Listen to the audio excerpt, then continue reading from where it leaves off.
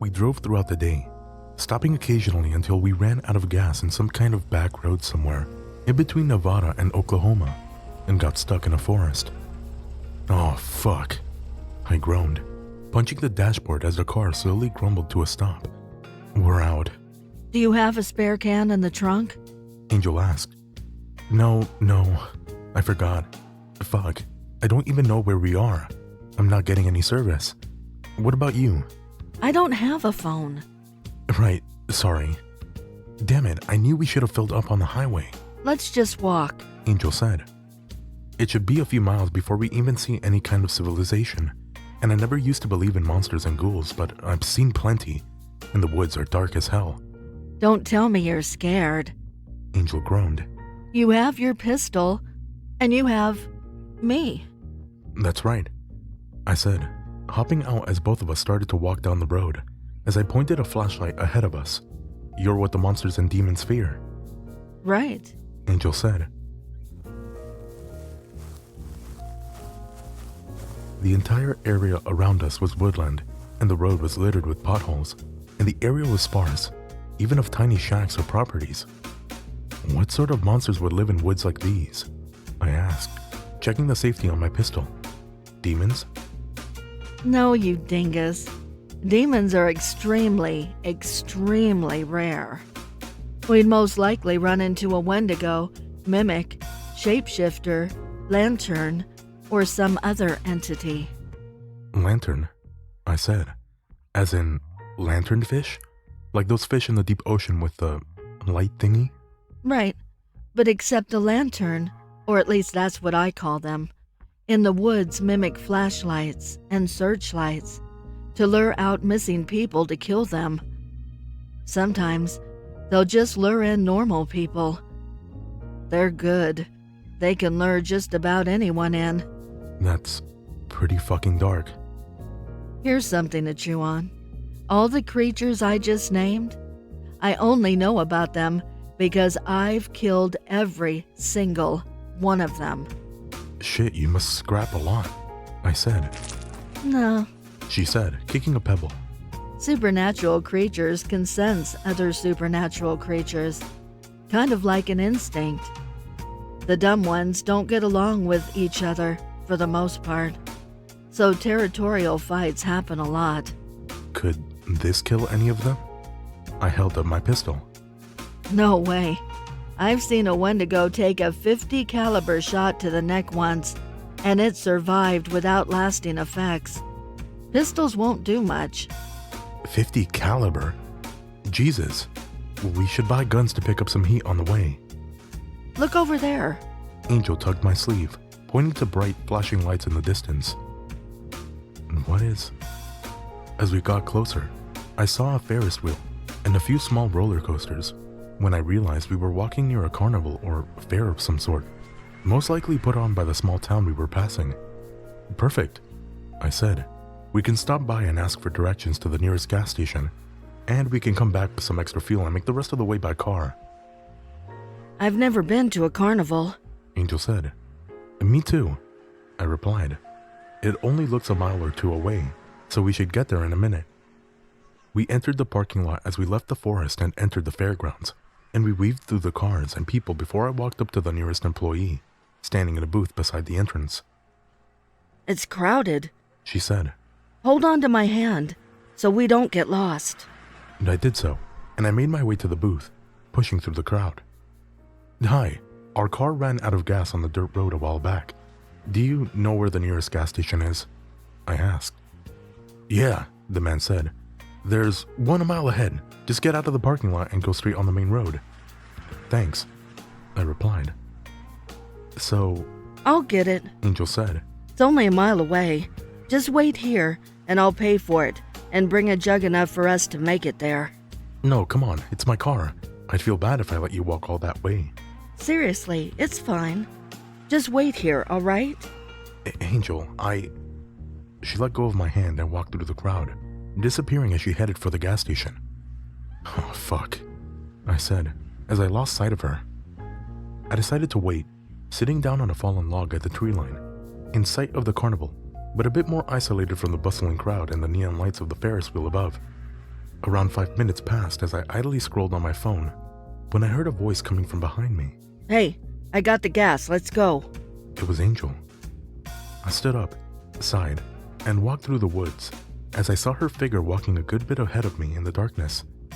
That was quick, I said. I'm pretty fast for my size, remember? She said. Please hurry up. Someone might have stolen the car by now. My bad, I said, moving faster and trying to catch up with her in the dark woods, my phone flashlight flickering as I stepped over the forest foliage in the night. Listen, Angel, why don't we just take the dirt road? It's annoying as hell walking through the woods like this. It's a shortcut I found on my way back. We'll get there in no time. She replied back. But we're heading the wrong way, I said. I heard the sound of her footsteps stop, and the entire forest went quiet. No crickets, cicadas, birds, or skittering woodland animals. Even the sounds from the carnival sounded distant, as I realized I had wandered very far out in the backwoods, without any path or trail in sight.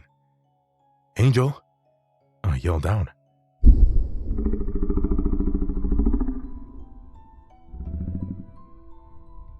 They're good. They can lure just about anything in. I stopped in my tracks, my heart dropping as I drew my pistol, holding it up as I put my back up against a large tree and pointed into the darkness. Oh fuck. Oh fuck. Angel! I yelled. I saw something moving in the darkness, a figure crawling on all fours, then switching to a bipedal stance. Whatever it was the size of a grizzly bear, but moving faster than any I had ever seen. Angel! I yelled out again. I was trying to keep the things in my sight, but it was impossible. I'm right here. I instantly turned, and the kind of adrenaline and fear I had only felt when mortar fire rained down from above in the desert came flooding back as my face was only inches away from this thing. The body looked long, slender, with dozens of human-like limbs sticking from the sides of an insect-like body behind a long neck and a head. Its head was the size of a beach ball, paler, wrinkled. Its face looked like an amalgamation of hundreds of black, dead doll eyes along with rows and rows of human teeth sticking out, rotating in between the eyes with a giant esophagus-like hole in the center. It opened and shut, coated with blood and morphing to mimic Angel's voice. But it had given up on the farce. It sounded more disturbing. Come on, man. It's just one patrol. We can watch it when I get back. This motherfucker. I have no idea on God's green earth how it knew those words, but those were the last words I had ever heard one of my best friends say. The football team of our home state was playing later on the shitty TV they had out in the tents in our rack, and we were arguing over whether he would come back from his patrol in time to watch the game. Later that evening, his convoy got ambushed deep in the city, and he was killed when an RPG hit his Humvee. I was pissed. Instinct found me, and I began pulling on the trigger, hitting it 3 times square in the head, the gunshots breaking the night silence as they sunk into the monster's face. It roared in pain, but the shots weren't fatal, as it thrashed and moved into the darkness, screeching in an amalgamation of voices. Some I had heard, some I hadn't, and some I was sure weren't human. It lunged from the woods as I fired 2 more shots, one going wide and one hitting in the chest, before it rammed into me as I was flung into a bush a dozen feet away. It began crawling after me again, its face opening into a jaw of gigantic, needle-like teeth as it thrashed at my legs. I fired again down its throat until I felt the deadly click of the magazine running empty as my last shot met its target. Fuck, I said. I kicked and backed away, but it crawled over me like a predator getting ready to lunge, and its jaws opened over my face, but in a millisecond, it was gone. I felt a sudden rush of air and blood splattering all over me as Angel tackled the lantern, her head opening up into those gnashing jaws like from before, as she picked it up again and slammed it into a tree, impaling it. Angel, I yelled, I'm out of ammo. You need to kill it. She nodded, her fingers elongating into sharp points resembling claws as she tore through the lantern's face and neck before crushing its head into the ground. It grabbed Angel and threw her 20 feet into the air, but she caught herself on a tree branch and jumped back down, slamming into the monster and tearing chunks of flesh out of it The lantern roared in pain as its internal organs and bones got torn out, littering the forest floor surrounding it before it went limp, collapsing as blood pooled into the dirt. Angel stood over the corpse in her changed form before slowly shifting back into her usual look, covered in blood. Oh God, She said, running over to me, checking me over. are you okay? Shit, I heard the gunshots and I got over here. I'm fine, I replied, touching a gash on my back. Just got a little cut up by the trees. What the fuck was that? A lantern. I still have the gas, but the police might be coming out here, so we need to get out. I know how to make it back to the dirt road. That's good. I breathed. Thank you. You just saved my life again. It's fine. Let's just go. We found the dirt road again and walked back to the car. As I filled up the gas tank and started it, our headlights flickering on as we drove to the gas station and filled it up to the maximum capacity before we hit the road again to find a hotel. That thing, I said, the lantern, it mimicked the voice of a dead friend. How the hell did it know about it? Honestly, I don't exactly know. Angel said, cleaning the blood off her face.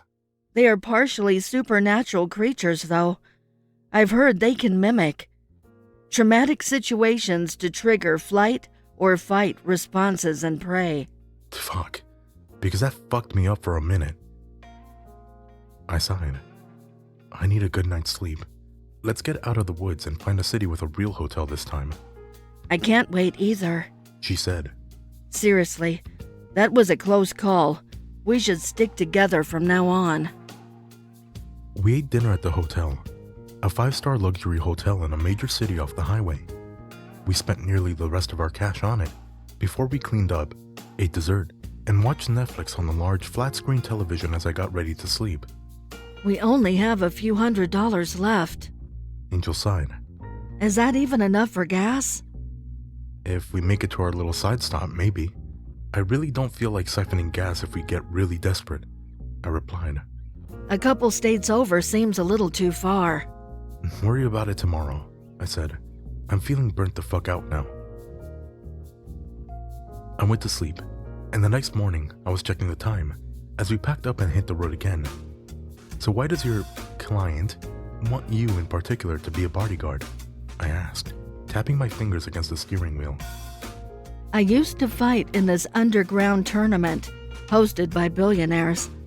I guess I got a bit too popular for my liking, and after it got shut down, a ton of people were trying to hire me for different jobs. I was still living off the prize money, but when I ran out, I finally took one on. Took one on? What's the process? You fill out a form and send in your resume? He sent a messenger to me with a letter, a location, a time, and a vague description. What do you think this is all about? I asked. To be honest, it's probably just protecting a kid or escorting someone they kidnapped into the deep north. The FBI or CIA doesn't investigate these kinds of people? The people I know can't be touched by them. Angel said. They aren't regular criminals or normal gangsters. They run the supernatural underworld. It's worth billions. How did you spend all your money anyway? I asked. How'd you go broke? I gambled everything. I was really stupid. I had millions, and now I barely have anything for gas money. Happens to the best of us, I said. We had just entered Denver when I stopped to take a break in a parking lot behind a Waffle House. Angel had gone inside to do something, and I was sitting in the car, listening to a podcast when a man in a 3-piece suit and sunglasses walked up to me and tapped my window. Hello. He said. I rolled the window down, my hand reaching for the pistol in my jacket, slowly. Hey, I said. You need something? I just need a few questions. He said. You're ex-military, aren't you? He was clean-shaven, and I could tell something was different about him. This dude wasn't a demon or anything. But he had seen some shit. He reminded me of the suits who would drop in once in a while when I was deployed. We don't need to worry about that, sir. He said. We're conducting an investigation. Have you noticed a woman fitting this description?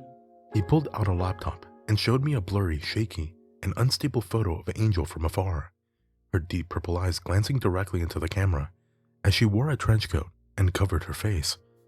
No, I said. I'm just trying to catch a break. She's a wanted fugitive, and we've gotten reports she's been seen entering Colorado. Any ideas? I've literally never seen this girl in my life. Is she a terrorist? That's all we need. Thank you. The man walked over to the next car in the parking lot as I rolled up my windows, locked the doors, and pulled out my phone. If he was who I thought he was, some agent hunting Angel down, he had probably left his fingerprints on my car or bugged it entirely. I texted Angel to stay in the Waffle House as I drove my car out in front of the emergency exit. I told her to get out through the emergency exit as the door pushed open, sounding the alarm as she jumped in the passenger seat. As I drove out of the plaza and hit the road, making as much distance as possible. No more stops until we get out of this fucking state, I said. Some guy just came around looking for you. Angel's tan face went pale. You mean just now? What did he look like?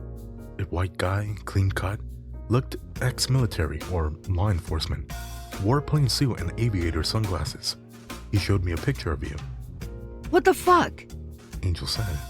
I think he wasn't Dosact. He might be someone else hunting me down. What makes you assume he wasn't from this Dosact you're talking about? I asked. If it was, they would have found you by traffic cameras, your military records, license plate, and we would have disappeared in a few hours. Whoever this guy was might be a poser trying to look like Dosact, to either scare us or hide their affiliation. I never killed tons of innocent people, so I was never really wanted by Dosact. But I know they keep close tabs on me. I think the guy was a hitman. Hitman? I said. Why the hell would someone try to kill you, if they even could?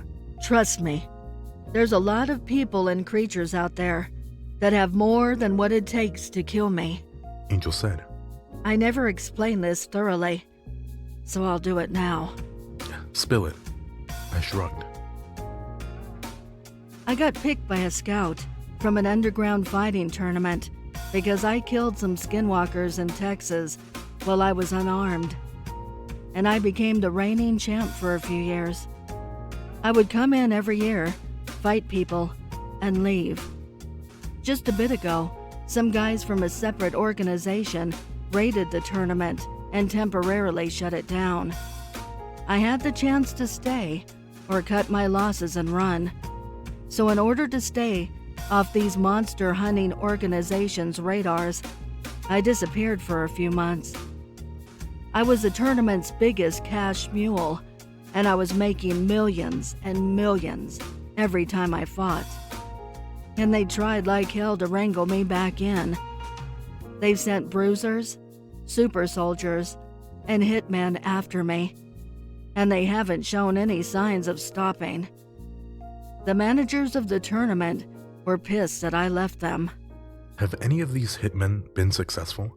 I asked. Even remotely? No, but every failed attempt, they send someone even stronger.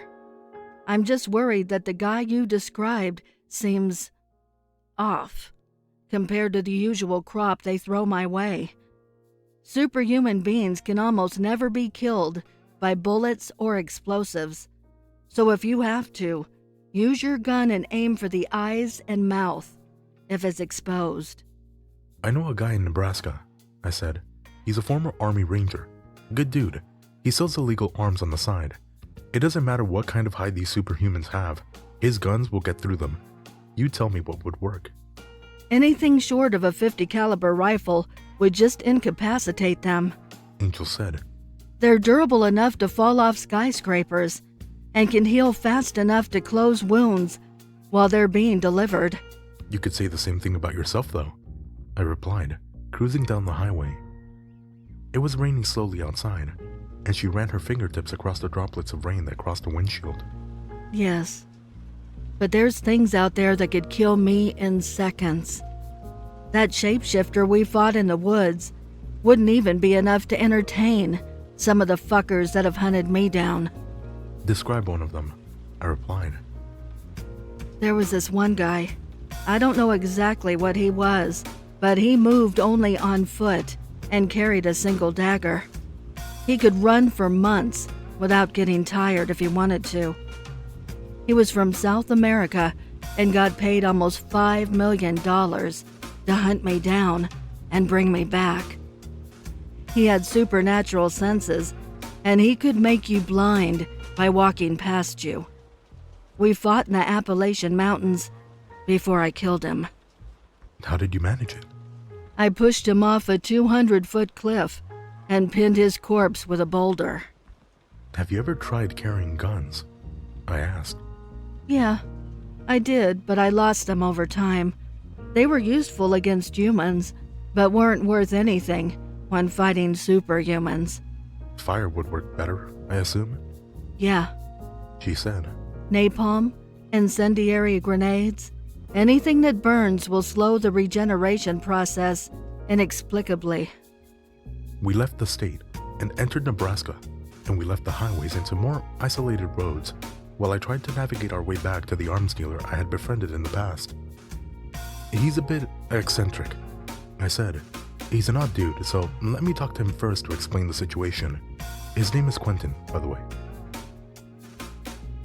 We drove for at least another hour before I finally found myself rolling up a dirt road for a few miles until I hit the enormous gate with hundreds of "Do Not Trespass" signs, with hundreds of bullet holes peppering them. I pulled out my pistol and shot twice, paused, and then shot once more, which was a signal for him not to open fire on our vehicle as soon as we entered.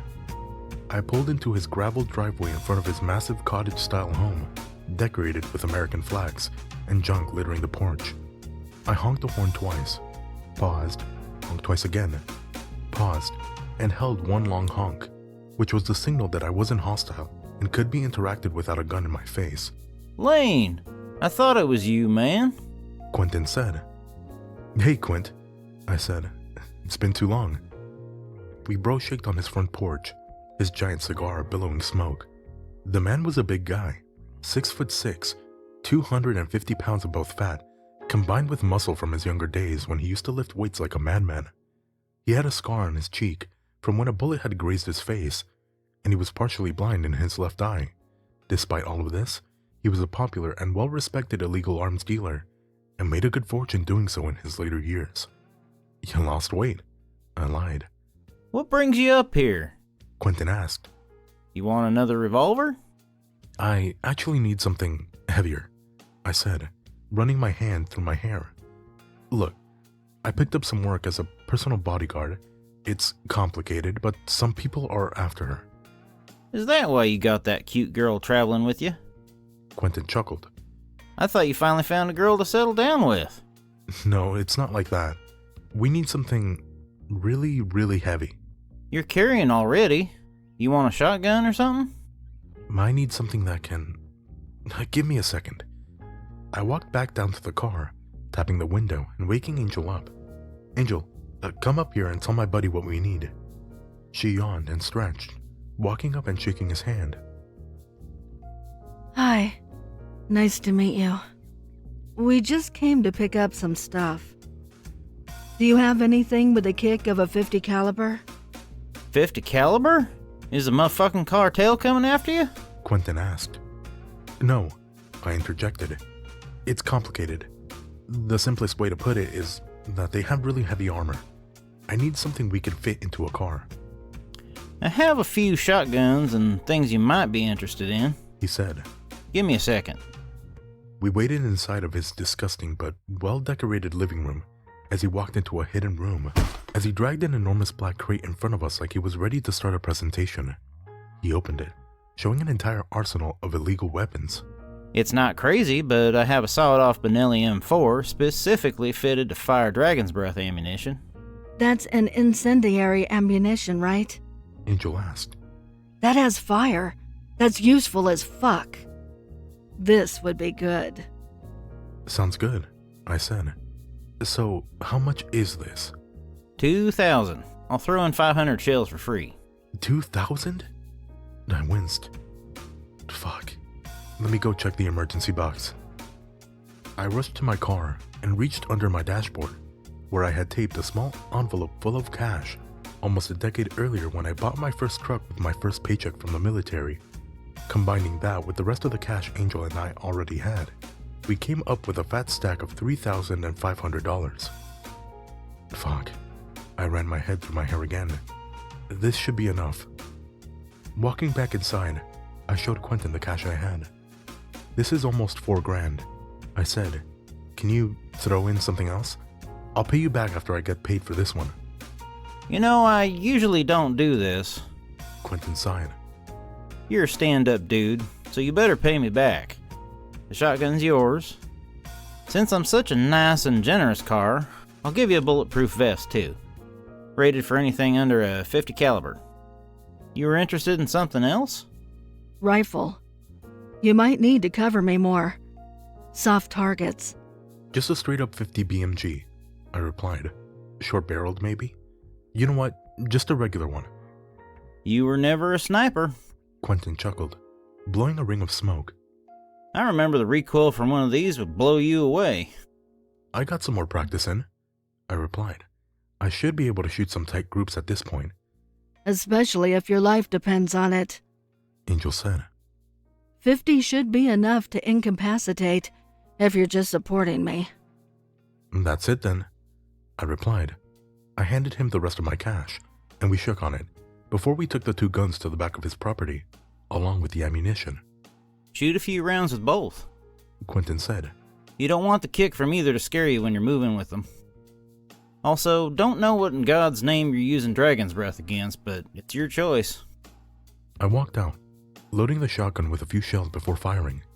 The recoil less than I expected, but an enormous funnel stream of fire, sparks, bright red flames, and heat burst from the barrel and went out 50 feet. Jesus, that's a fire hazard, but not as loud. I laughed. I fired the rest of the shells before I picked up the BMG. You sure you don't want to lie down or rest against something? You're doing this standing up? I'm fine, trust me. I stood up straight, making my stance wide as my finger rested on the trigger of the rifle I hadn't fired since I killed people with it. I pulled the trigger and braced myself, and the sonic boom shocked me through the bones, and it pushed into my shoulder as my feet got swept off the floor. The rifle landed on my chest as the wind got knocked out of me. Holy shit. Quentin laughed. Are you okay? Angel asked, looking oddly concerned. I'm fine, I gasped as the man helped me up. I told you. He said. First time I fired this out in Fallujah, I nailed a guy right in the head. It fucking disappeared. Took it right off his goddamn shoulders, boy. Pull the bolt back and try again.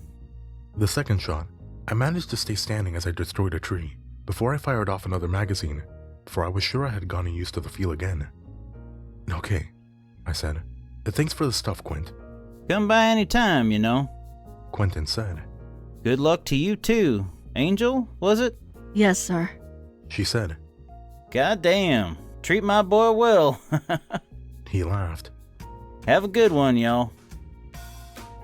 We left the property, now absolutely broke, but with enough gas to make it a few more states after Quentin filled our tank up and gave us a few spare jugs he had siphoned out of a local trailer park.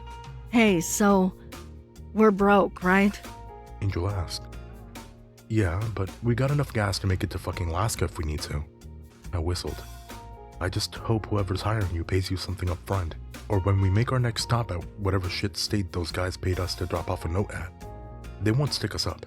The 50 caliber rifle you have is good. Angel said. You'll kill any human out there. But that dragon's breath stuff is really, really effective. Fire stops most regenerative abilities pretty quick. Would it work against you? No. She said. Someone's already tried, but I realized it's pretty good against supernaturals. You're immortal, I take it? I muttered. Almost. I wouldn't want to be truly immortal either. Your friend's a funny guy, by the way. Reminds me of a few rednecks and truckers I met while moving around. Hey, Angel, if I get somehow killed on this ride, just make sure that you take my body to Quentin. He'll know what to do. We made a deal when we were serving together. Don't worry. She sighed. You won't. You made it through a war. You can make it through this. I should have died there, but if you insist, I won't. I laughed. We drove across the state, stopping at rest stops to fill our tanks so it stayed full, checking if anyone was following us, constantly. Look, I said, eating on a breakfast sandwich. We'll be tracked across the state lines, so we'll sleep in the car tonight. Really? Come on, She trailed off. You don't have some kind of sixth sense, right? I asked. Nah, but I'm sure our car would be easier to track than a random hotel room. I shrugged. Then we'll stay up at the top floor. I'll use a few tricks. We'll put a few decoys in the car, just in case we need a heads up. I can detect a lot. Angel said.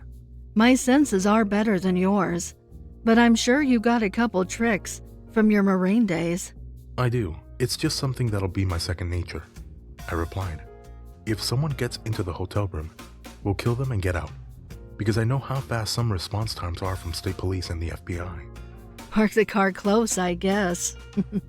She chuckled. So we're almost broke now, right? After using my emergency stash and paying Quentin for the heat, tonight should be the last hotel we can stay in until we reach our stop. I'm glad at least gas isn't a problem. Angel replied. Thanks to Quentin. But we'll have to cross like 10 states or something before we make it all the way to Missouri.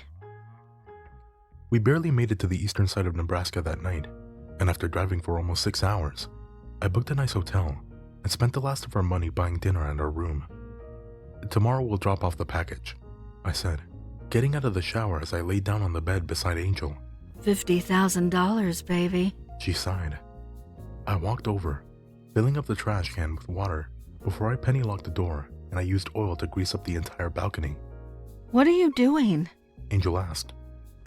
I probably looked like a crazy person, shirtless and rubbing oil and grease all over the balcony railing. The water in the trash can is used to put out a fire in case someone throws a firebomb or Molotov cocktail in here. I penny locked the door, just to reinforce it. You mentioned that there's physically superhuman assassins that might be after us, so it usually wouldn't be a concern since we're like 20 stories up, but I took in the possibility that they might climb up from the ground and onto the balcony, so I lubed up everything so there's no friction, and anyone that holds onto it will slip. Because no matter how strong or superhuman you are, you can't beat physics. You're right, Angel said, munching on a Hot Pocket. If I tried to climb onto the balcony to jump into the room, I'd fall on my ass all the way down. I mean, I'd survive, but even for most superhumans, falling 20 stories or more will sting a little. And that brings me to... I replied. We're not sleeping on the bed tonight. We aren't? What the hell? She groaned. The bed is the #1 place assassins shoot at, especially if their target is sleeping sound in it. We'll just sleep in the bathroom or the spare room in the back and do the old pillow under the sheets shape like a person trick. I have sleeping bags, so don't worry. I'm worried. She said. Not for me, but for you. It's not like most of the people who've come after me even used guns. Most guns are useless against me. But I've had someone fire an RPG into a tent as I was roughing it out once. They wouldn't blow up a 5-star hotel room, right? I asked. I don't know. They might. She shrugged. Look, I said, despite all this paranoid shit I just did for probably no reason, you're my main, protection. So please just watch my back. Don't worry. I'm a light sleeper. Angel replied. I am to the point where it's kind of annoying. I can't sleep unless it's like pin drop quiet. Anything out of the ordinary is going to wake me up. Good to hear, I said. We slept together in a side room in sleeping bags, and I passed out from the exhaustion of the day's events.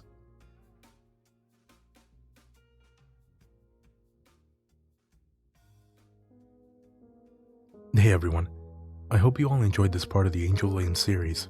I'm sorry for not being able to post in like almost 2 months.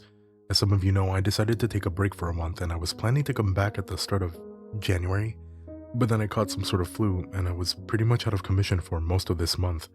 Even now I still have a few coughing fits and I still have a bit of a sore throat, so hopefully my voice in this one doesn't sound too weird. Either way, I'm so excited to bring more content in the future, and I'll do my best to get them out in a timely manner from now on. Hopefully I'll see you guys again in the next one. Stay spooky, everyone.